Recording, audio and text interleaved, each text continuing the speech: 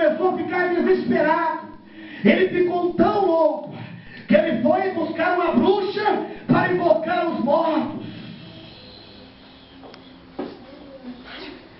A bruxa usada pelo diabo acabou enganando Saul, porque a palavra diz que ele invocou um espírito que parecia com o espírito do profeta Samuel.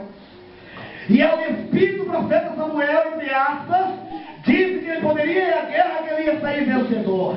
O diabo estava mentindo para Saul, ele é o pai da mentira.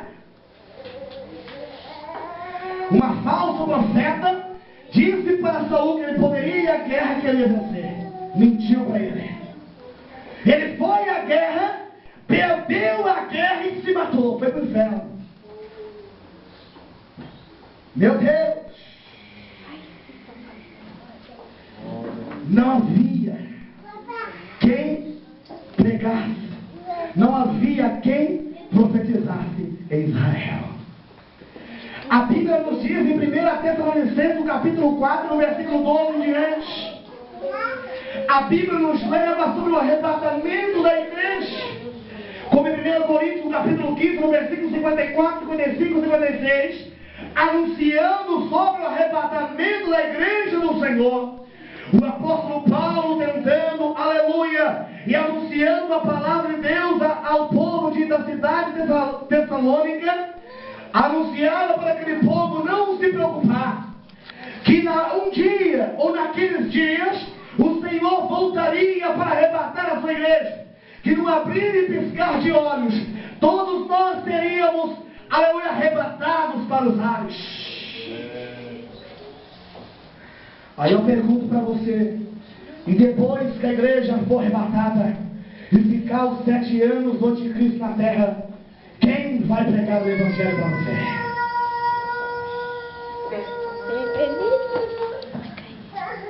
Sabe quem vai ficar? O falso profeta. Fazendo o quê? Anunciando as mesmas coisas que os falsos profetas na época de Amós estavam dizendo.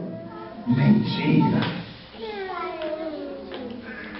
Mas Jesus diz através da sua palavra que Ele é o caminho, a verdade e a vida, e que ninguém pode vir ao Pai a não ser por mim. Jesus disse que Ele é o caminho a ser seguido, Ele é a verdade a ser ouvida, aleluia, e que somente através de Jesus podemos chegar ao Pai. Jesus, quando chamou aleluia, Jesus, quando chamou a Pedro, Pedro estava pescando e chamou um pescador para anunciar o Evangelho de Deus. A Bíblia diz que Pedro estava no seu barco, o Senhor chegou e disse para ele lançar a rede do lado oposto ao qual ele estava lançando. E ele, sendo um pescador muito experiente, ali disse ao Senhor que tinha pescado a noite inteira e não tinha pegado nada ainda. Mas tá bom, Senhor, eu vou obedecer. Por isso que é bom obedecer, aleluia. Quando ele foi e obedeceu, pegou uma grande colheita de peixe. Então Jesus chamou o pescador Pedro para se tornar pescador de homens. Um dia estava um homem chamado Mateus, publicano, um homem rico, um homem que tinha muito dinheiro admitido na cidade de Cafarnaum. Jesus estava passando, havia mais de 300 cobradores de impostos. A palavra diz que Jesus chegou em Mateus e disse para ele: vem e siga-me. A palavra diz que tudo o que estava fazendo deixou de fazer e foi seguir a Jesus.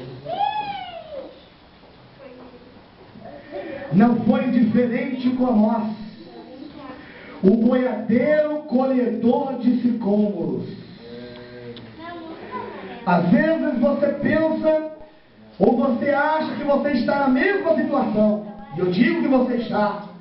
Mas Deus nessa noite te chama a ser profeta do Senhor. Eu digo para você nessa noite que o Senhor te chama a ser uma profetisa do Senhor. Eu falo para você nessa noite, porque o Senhor está para voltar. Segundo Ezequiel capítulo 37, o vale dos ossos secos, a qual representa ali o reino de Israel sendo restaurado por Deus, a qual foi restaurado em 1948 e foi fundado o Estado de Israel. Deus disse ao profeta: se esses ossos podem ter vida, então Deus disse: profetiza ao profeta. O profeta profetizou. Houve-se um grande barulho na terra, e aquele barulho, os ossos começaram a se ajuntar. Então Deus disse ao profeta: esses ossos podem ter carne? O profeta disse: só o Senhor sabe, ó Deus. Então profetiza, profeta. Então o profeta começou a profetizar, e aqueles ossos começaram a ter carne.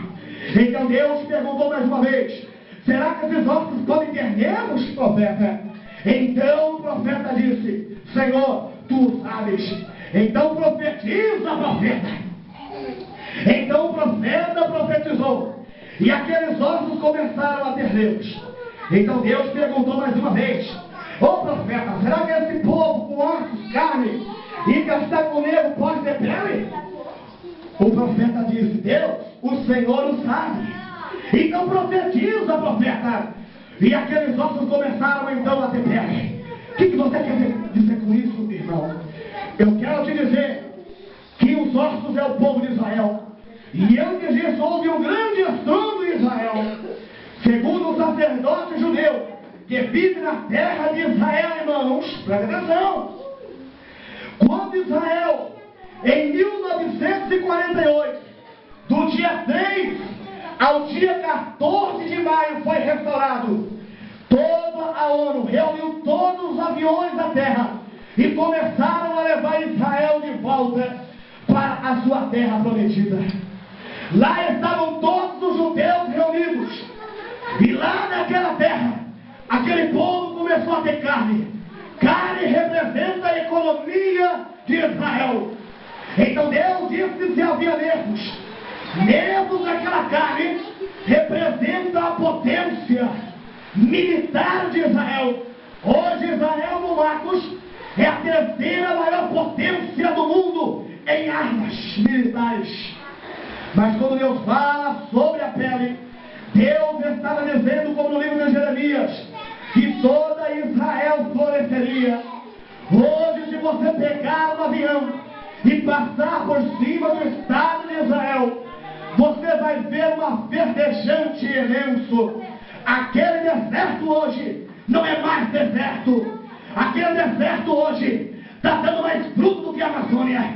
Irmãos, então o sacerdote disse, nos tempos de hoje, que o Messias está para voltar. Se o Messias está para voltar, porque se cumpriu as profecias da volta do Messias. E eu falo para você nessa noite,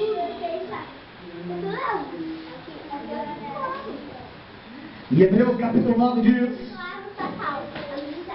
que só o sangue de Jesus Cristo pode nos purificar de todo pecado.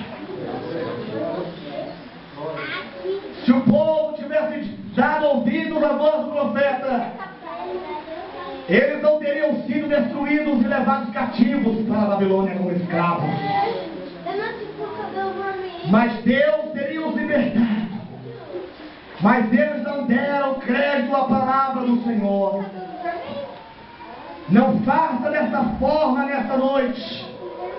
Dê crédito ao Evangelho de Jesus Cristo de Nazaré. Para terminarmos, diz assim em Lucas capítulo 16, entre a morte do rico e do Lázaro. A Bíblia fala, Jesus dizendo que o rico morreu e Lázaro também morreu. Mas o rico tinha todas as suas mordomias e passava todos os dias e via o mendigo Lázaro à sua porta. E a palavra diz que este Lázaro, mendigo, comia ao lixo do rico. Mas a palavra diz que os dois morreram. E a palavra diz que quando Lázaro, o mendigo, morreu, vieram os anjos e o levaram para o céu. Mas a palavra diz que quando o rico morreu, ele foi levado até o inferno, lugar de tormento. Lá no inferno, lugar de tormento, ele avistava Lázaro, pastor, do outro lado do paraíso, na sombra, creio eu, tomando uma vida de fogo gelado. Aquele mendigo que era leproso estava no paraíso com Abraão. O rico